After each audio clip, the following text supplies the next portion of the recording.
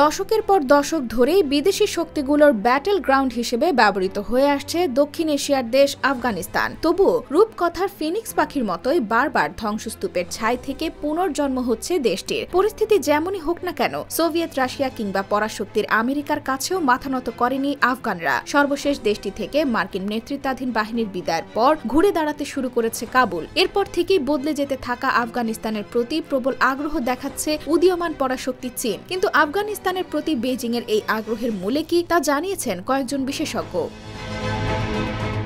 সম্প্রতি আফগানিস্তানের ক্ষমতাসীন তালেবান সরকারের মুখপাত্র জাবিহুল্লাহ মুজাহিদ জানান, কাবুলের সাথে বেইজিং এর নানা চ্যানেলে যোগাযোগ হচ্ছে। তিনি বলেন, আফগানিস্তানের বিভিন্ন খাতে বিনিয়োগের চেষ্টা করছে জিনপিং সরকার। যদিও চীন আফগানিস্তানের নির্ভরযোগ্য প্রতিবেশী কিনা সে নিয়ে সংশয় প্রকাশ করেছেন বিশেষজ্ঞরা। এ বিষয়ে রাজনৈতিক বিশ্লেষক সেলিম পাইগির জানান, চীনের সঙ্গে অত্যন্ত সতর্কতার সঙ্গে এগিয়ে যাওয়া উচিত, কারণ চীন আফগানিস্তানের জনগণের প্রতি নয়, আফগানিস্তানের খনিগুলোর প্রতি আগ্রহী। অন্যদিকে আন্তর্জাতিক সম্পর্ক বিশ্লেষক মোহাম্মদ ইমাল দোস্তায়ার বলেন, আফগানিস্তানের প্রতি চীনের সাধারণত নমনীয় নীতি রয়েছে, তবে মাথায় রাখতে হবে যে পরাশক্তি হওয়ার দৌড়ে চীনেরও প্রয়োজন আফগানিস্তানকে। সুতরাং আমাদের এই পয়েন্টের সুবিধা নেওয়া উচিত।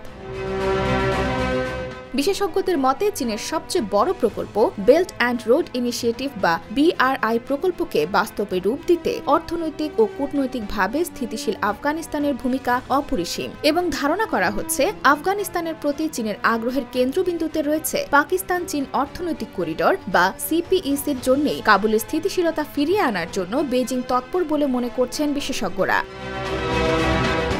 IBTV USA, new York.